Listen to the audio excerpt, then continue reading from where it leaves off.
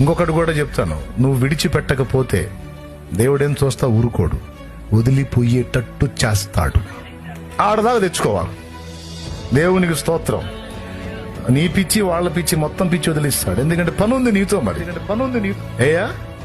ఏ పట్టుకున్నారో కొంచెం ఆలోచించి వదిలి దేవుని ముందుకి అప్పుడు చూపిస్తాడు. ఇక చూడు ఇదంతా నీదే అంటాడు.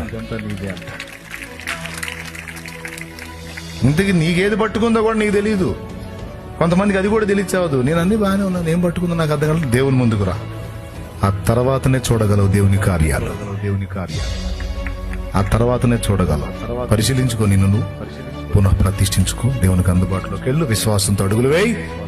2026 నుంచి ఇక టైం నీదే. బావు దేన్ని గురించి భయపడాల్సిన అవసరం లేదు. విశ్వాసంతో పలుకుతున్నాను. నువ్వు కూడా విశ్వాసంతో ఈ వాగ్దానాన్ని స్వతంత్రించుకో, నేను కూడా స్వతంత్రించుకుంటాను. ఆ వాగ్దానాలన్నిట మన దేవుడు ఆ నెరవేర్పును మనకు చూపును గాక. ఆమేన్.